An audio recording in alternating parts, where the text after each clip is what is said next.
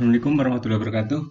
Kita lanjutkan materi yang kedua, masih tentang teks eksplanasi. Pembahasan yang pertama tentang kaidah kebahasan teks eksplanasi. Kaidah kebahasaannya ada beberapa yang harus kita pahami. Yang pertama,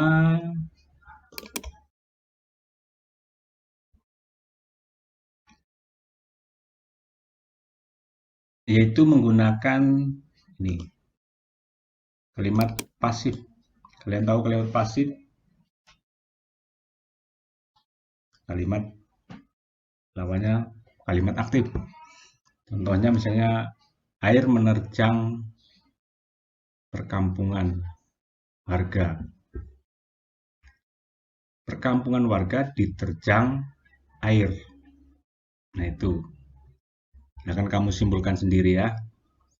Kemudian yang selanjutnya menggunakan konjungsi kausal. Kata hubung, kausal, sebab akibat, dan konjungsi waktu.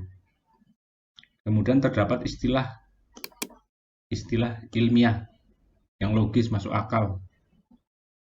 Kemudian kata kerja material menggunakan fisik dan rasional masuk akal sama seperti tadi. Kemudian yang selanjutnya bersifat informatif, memberikan informasi yang benar. Ya, eksplanasi fenomena, tentang fenomena, dari fenomena alam maupun fenomena sosial. Nah, ini ada contohnya. Nah, diturunkan dulu ya. Ini fenomena alam kalau banjir. Ada juga fenomena sosial, misalnya pengangguran, kenakalan remaja, dan seterusnya itu fenomena sosial. Nah, ini yang buat contoh tentang banjir, berarti fenomena alam. Nah, ini ada tulisan merah, ini maksudnya, ini bagiannya atau strukturnya. Yang disebut orientasi ini paragraf yang ini, Nah, ini.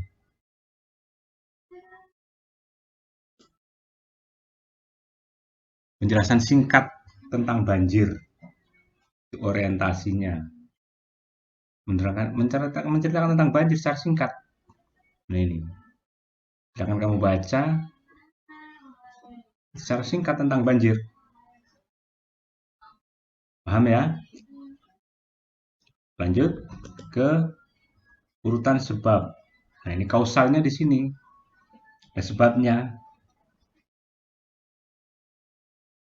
Nah, ini.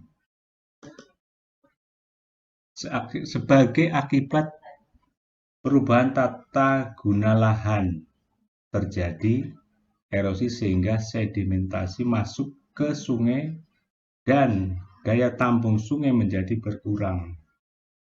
Nah, ini perubahan tata guna lahan.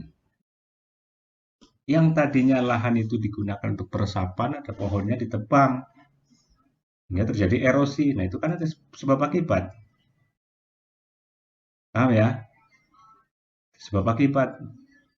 Yang tadinya harusnya tumbuh-tumbuhan, nah ini tidak ada tumbuh-tumbuhannya, maka terjadilah erosi. Nah, itu sebab akibatnya di situ. Sehingga sedimentasi masuk ke sungai, pengikisan lapisan tanah. Sehingga sungainya menjadi dangkal, akhirnya airnya meluap. Nah, itu urutannya seperti itu, Paham ya? Lanjut.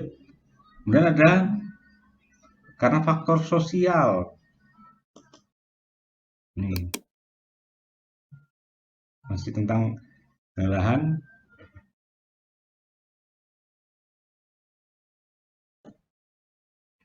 Nah, ini.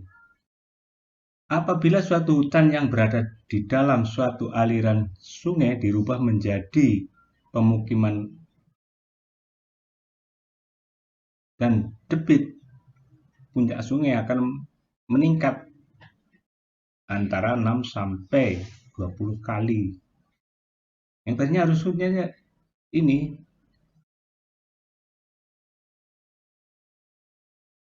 di aliran sungai, samping aliran sungai itu ada hutan harusnya kan. Kemudian diubah menjadi pemukiman. Kan tadinya hutan, banyak pohon, bisa menyerap air kan. Akarnya bisa menahan tanahnya. Nah itu.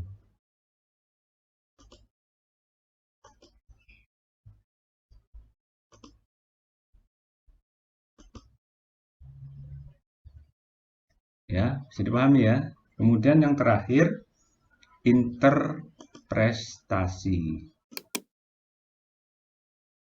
atau kesimpulannya. Nah, inilah kesimpulannya satu paragraf terakhir. Ya,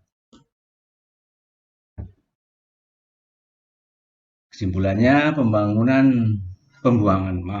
pembuangan sampah di daerah aliran sungai, das ini daerah aliran sungai, membuat sungai tersumbat sampah. Jika air melimpah, air akan keluar dari sungai karena daya tampung saluran berkurang. Nah itu. Karena yang tadinya pinggiran sungai harusnya hutan, jadikan pemukiman. Di samping tanah terkikis, orang buang sampah sembarangan di sungai, akhirnya terjadilah banjir. Bisa dipahami ya? Kira-kira itu untuk pertemuan berikutnya. Kita akan bahas soal, atau kita akan latihan soal. Demikianlah yang bisa Bapak sampaikan tentang materi teks eksplanasi. Ini contohnya hanya satu tentang fenomena alam. Ada juga fenomena sosial. Bisa kalian cari sendiri.